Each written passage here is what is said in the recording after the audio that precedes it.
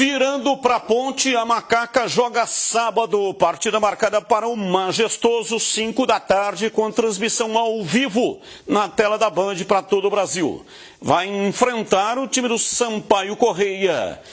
Como é que vai ser a parte emocional? A Ponte perdeu o derby, normalmente há uma dificuldade, de se realinhar quando perde o clássico.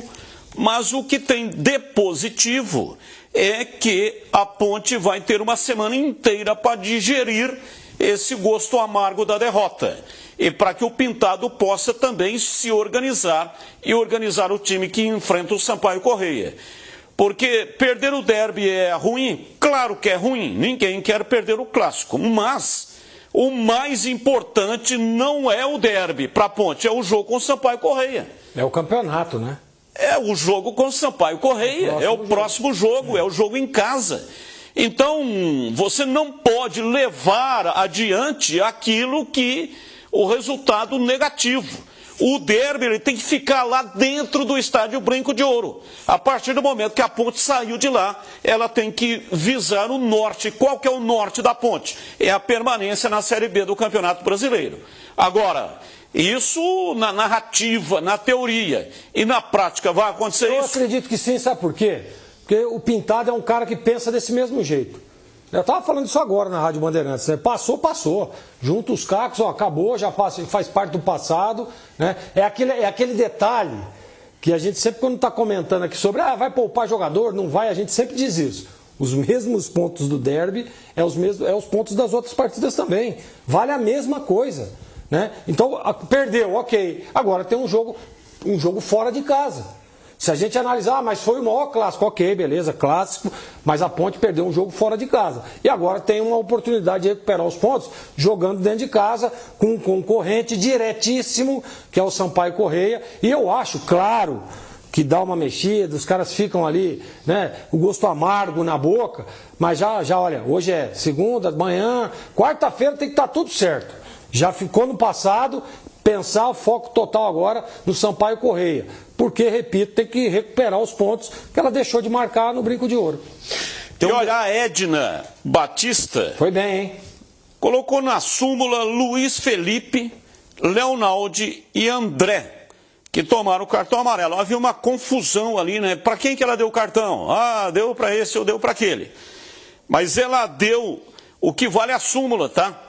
Pode ser uma confusão na hora de mostrar o cartão, você imagina que é um, deu para o outro. Então, Luiz Felipe, Leonaldi e André é o terceiro do André. Está fora do jogo contra o Sampaio Correia. E o Matheus Silva não tomou cartão.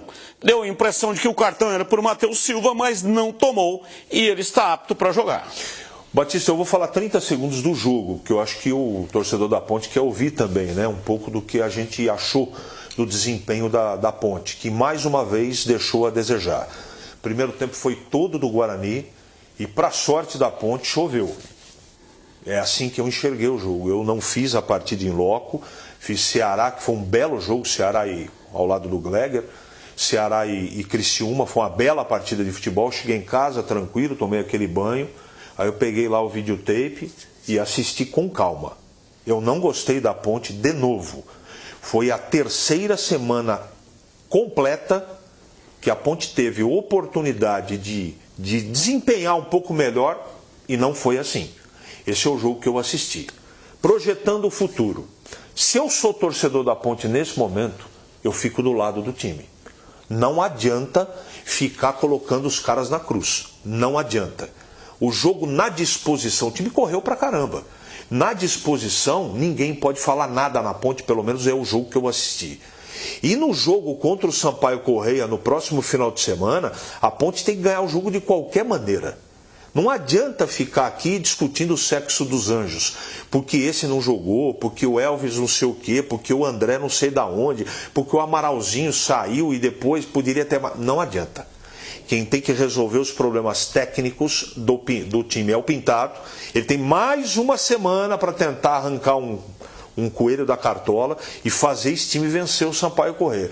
Não precisa jogar bem, não adianta a gente ficar aqui toda hora, né, martelando, falando a mesma coisa. O time tem limitações e com essas limitações vai ter que arrumar 45 pontos no campeonato. E essa próxima partida é de suma importância. Sabe por quê ou não? Porque o Sampaio Corrêa está lá embaixo. Então você jogando contra um time que está lá embaixo e vencendo o jogo quando você está em casa, você fica numa boa. Ou melhora pelo menos a situação, chega mais próximo dos 45 pontos. É assim que eu enxergo. Vou falar de novo. Se eu sou torcedor da Ponte, eu fico do lado do time. Depois, acabou a partida, não gostou do desempenho, vai, sempre com tranquilidade, sem violência. Agora, não, eu sei que o torcedor está machucado, está ferido, está magoado, está louco da vida, para não usar outro adjetivo, mas faz parte do futebol. O campeonato da Ponte neste ano de 2023 é apenas de permanência, por vários motivos. E você, torcedor da Ponte, sabe disso. Ô Greg, só uma colocação, você que esteve lá dentro, né, jogou 20 anos como goleiro Pintado, fez uma alteração no time, assim que tomou o gol ele tirou o Paulo Baia e colocou o André. Não é usuário, não é normal que ocorra isso, nenhum treinador gosta de fazer alteração no primeiro tempo. Não me consta que o Paulo Baia estava contundido, machucado, sentiu algum desconforto muscular. Me pareceu ser realmente uma opção tática. Ele não poderia ter esperado o intervalo. O gol foi aos 41.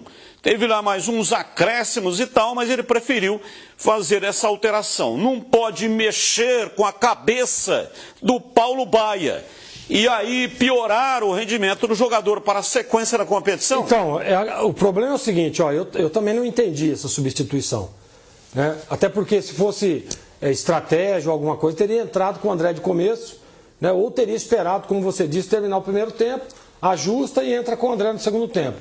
Agora, a gente não tem informação se sentiu alguma coisa, se estava sentindo, né? Eu percebi o Paulo Baia meio diferente daquele Paulo Baia que a gente sempre está pedindo aqui para que ele jogue de titular. E aí, para um peso daquele, né? E a pressão que estava o jogo, o Guarani pressionando, fez 1-0, não sei, Pintado, vou tentar colocar um cara mais experiente, tentar colocar o André, ou era uma estratégia já determinada nos treinamentos. E ó, se acontecer isso, nós vamos desse jeito. Pode ser que. Mas o Pintado, conheço muito bem o Pintado, hein? Já tive a oportunidade de trabalhar com ele, né? Um baita. Ele não costuma fazer isso, não. Agora, o Paulo Baia pode ter sentido alguma coisa também, a gente não sabe. Não temos essa informação, né? Mas eu concordo 100% com você. Agora, mas aí você vai perder o jogador, perder o vestiário. Não, isso eu não acredito. Por quê?